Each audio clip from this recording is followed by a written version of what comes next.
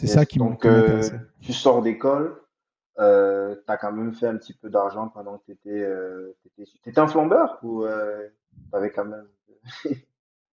Non, parce que je suis pas d'une famille où on flambait, quoi, du tout. Donc, non, j'étais pas un flambeur, non. Enfin, j'aime les bonnes choses. Voilà, enfin, je me privais pas ou je me prive pas. J'aime les bonnes choses. Enfin, je préfère pas manger que de le manger, quoi, par exemple. Donc, je préfère sauter un repas plutôt que de manger quelque chose de mauvais, ça, c'est sûr, hein. Ça, c'est sûr. Ok. Donc, Donc, il était hors de question pour voilà. toi d'aller bosser pour quelqu'un à ta sortie d'école.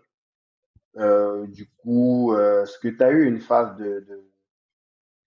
comme on dit souvent en agriculture, on parle souvent d'une phase de jachère comme ça, où tu avais déjà un projet clair sur lequel tu allais te lancer de suite. En fait, j'ai pas arrêté. Enfin, enfin, entre mes études et la phase d'après, euh, j'ai jamais, euh, j'ai jamais arrêté de travailler. J'ai continué ce que je faisais pendant La mes boîte de études et en consulting fait, ou alors, puisqu'il y avait la vente de bouquins, mais à côté, tu avais la boîte de ouais, consulting en qui fait, vendait du matos. c'était, non, mais je continue à avoir ça, mais en fait, il y a un ami d'amis qui m'a demandé de monter une boîte Ah, avec ok. lui. Et c'est là qu'on a monté une boîte de conseil en stratégie de communication. C'était au moment des privatisations, donc c'est en 1986. Et en fait, il y avait beaucoup de boîtes qui étaient des boîtes publiques auparavant et qui se confrontaient au marché, voire au marché mondial. Et c'était la première fois, tout était neuf pour elles, quoi. Donc, elles devaient inventer un positionnement, un discours en interne vis-à-vis de leurs salariés, en externe. C'est des boîtes qui rentraient sur la bourse alors qu'avant, c'était des boîtes qui dépendaient principalement de l'État. Donc voilà, et dans les télécoms, dans l'énergie, enfin, il y a eu énormément de mutations. C'est de la dérégulation des télécoms aussi. Avant, il faut voir que une boîte qui fabriquait du matériel télécom, elle était en France, elle vendait du matériel aux Français Mhm. pour les PTT, quoi. Et là, en Allemagne, il y avait la même chose, en Suisse, il y avait la même chose, en Grande-Bretagne, il y avait la même chose, aux États-Unis, il y avait la même chose. Et tout à coup, tous ces acteurs-là se sont retrouvés sur un marché mondial très largement dérégulé. Et donc, en fait, nous, on accompagnait ces entreprises dans leur positionnement, leur communication sur ces marchés-là. Et donc, ça marchait très Comment bien. est-ce Et que puis, vous trouviez justement ces clients-là? Pourquoi est-ce qu'elles venaient bosser avec vous, des jeunes qui vous veniez à peine de sortir d'école, que d'aller peut-être voir des comptes qui avaient peut-être plus de cotes à l'époque, je sais pas, du Publicis, je crois que normalement ça existait déjà, ou des boîtes plus. et en fait, ces boîtes-là, elles cherchaient des approches nouvelles. Et de fait, beaucoup des entreprises, y compris des agences de pub et des consultants, etc., ils avaient une vision très locale parce que les marchés étaient Mhm. peu internationalisés. Il faut voir que c'est des mutations qui datent de ce moment-là, quoi. Et donc, finalement, nous, on était plutôt astucieux, semble-t-il, et ça marchait. On avait quelques bons contacts, notamment mon associé, avec quelques bons contacts dans des groupes comme ça, avec des gens ouverts, intelligents, curieux, qui nous ont fait travailler. Mais c'est vrai que c'est assez fou, mais Ouais. c'était comme ça, quoi. Et avec cette boîte-là, ça a duré combien de temps? Une dizaine d'années, c'est ça? Non, ça a duré 3 ans. Après, après, on s'est un peu fâché. Voilà, le problème, c'est quand on s'associe, voilà, Ouais. c'est compliqué de s'associer. On est toujours mieux avec on est mieux, on est mieux avec un associé parce que c'est quand même plus sympa, c'est quand même plus agréable. Voilà, on peut aussi s'entraider, etc. Euh, mais c'est aussi compliqué parce qu'on on peut s'engueuler. Et il y a il y a toujours des raisons de s'engueuler dès que les choses vont mal ou dès que les choses vont bien. Enfin, C'est quoi les c'est meilleures compliqué. pratiques? Moi, c'est quelque chose que Donc, j'ai aussi vécu à titre perso, sans forcément rentrer dans les détails de ton histoire, parce que je sais pas si c'est quelque chose que qui est forcément public. ouais. Mais si il y a des learnings comme ça à apprendre de cela, qu'est-ce que tu peux partager? Comment est-ce qu'on fait, moi à l'époque, avec l'association que j'ai eue? Qui s'est mal passé. J'avais déjà écouté dans un autre podcast qu'il fallait chercher comme une sorte de médiateur, quelqu'un qui peut parler à chacun des deux parties et ensuite faire s'asseoir sur la même table. Mais malheureusement, ça n'a pas, Hmm. on n'a pas pu trouver une solution parce que, euh, bien sûr, c'est difficile puisque je ne donne que ma version. Mais moi, j'étais ouvert à communiquer, à trouver une Hmm. solution. Mais de l'autre côté, la personne n'avait qu'une seule vision des choses et puis elle n'était pas ouverte à discuter pour qu'on puisse se retrouver quelque part. Même si on se sépare, qu'on puisse se séparer comme des adultes parce que ben, la vie, on ne sait pas, quoi. On peut se séparer là, mais on peut faire autre chose après, quoi. Donc, je sais pas, toi, pour ton retour d'expérience, comment est-ce que c'était en Hmm. termes d'apprentissage, si tu dois revenir derrière sans peut-être rentrer dans le...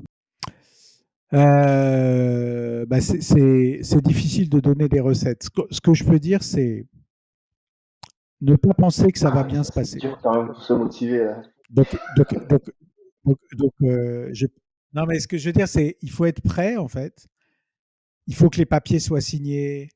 Il faut que voilà, les papiers ouais, qui règlent le problème quand il y a un conflit, il faut que ça soit réglé au moment où on s'adore, quoi, et que tout se passe bien. Ça, je pense que c'est le premier point. Le deuxième point, c'est il faut créer des rapports de force qui sont conformes à la réalité des apports de chacun, par exemple. Voilà, si par exemple, je m'associe avec quelqu'un, que cette personne apporte 90% du business et de la valeur, et que pour être gentil avec moi, cette personne me donne 50% départ, je pense que ça va mal se passer à un moment ou à un autre. Donc voilà, je pense qu'il faut faire des systèmes dans lesquels chacun se sent suffisamment redevable à l'autre, mais il ne faut pas que ça aille dans un sens unique, parce que ça Mhm. sera un problème, quoi. Et puis je dirais un troisième truc, c'est il vaut mieux s'associer, me semble-t-il, avec des gens qui sont différents de vous et qui ont des compétences différentes des vôtres. Si vous avez le sentiment que tout ce que fait l'autre, vous pourriez le faire, voire le faire mieux, je veux dire clairement, vous associez pas, quoi. Euh, voilà, de la même façon, c'est pas parce que quelqu'un travaille avec vous ou a du plaisir à travailler avec vous ou accepte de passer du temps sur votre projet qu'il faut immédiatement lui proposer des parts de la boîte, quoi. Donc, je pense qu'il faut mesurer ce qui est du ressort d'une vraie association, d'une vraie alliance, en fait, et ce qui peut être du ressort simplement d'une contribution, quoi, et qui devra être peut-être soldée à un moment ou à un autre. Mais voilà, faut pas tout. Je pense qu'il faut pas tout mélanger, quoi. Donc, donc voilà. Après, c'est comme en amitié et comme en amour. Voilà, qu'est-ce qui fait qu'un couple dure? C'est C'est compliqué difficile de. d'avoir une formule claire, mais on comprend.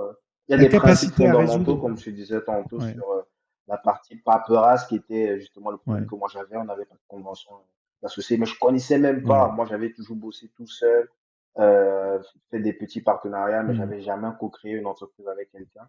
Et moi, je l'ai appris plusieurs mois plus tard, qu'en fait, il y a un document hyper important qui s'appelle le pacte des associés, qu'il faut, même si dès le départ, on a les mains dans le cambouis, il faut déjà créer le produit, il faut le lancer, il faut aller chercher les produits clients.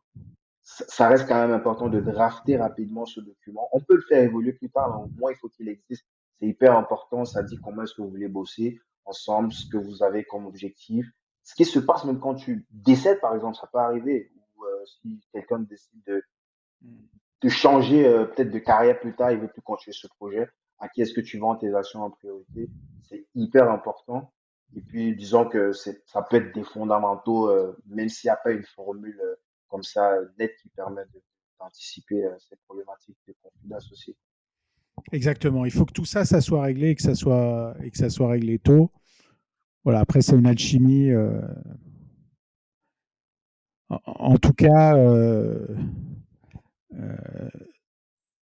ce qui est aussi important, c'est pas uniquement les associés, c'est aussi les salariés et l'équipe après que tu crées, la façon dont tu les fais grandir avec le projet. Et comment éventuellement tu peux, au fur et à mesure, aussi Mhm. les associer à l'entreprise et les faire entrer au capital, etc. Donc voilà, pour ça, il faut qu'il y ait aussi un peu de marge de manœuvre. Voilà, si Si on n'a pas euh, anticipé ça à la base, ça reste quand même compliqué après, quoi. Est-ce- exactement, Pour la exactement. partie répartition du capital, tu as des trucs aussi à partager, ou au moins peut-être des pistes de réflexion.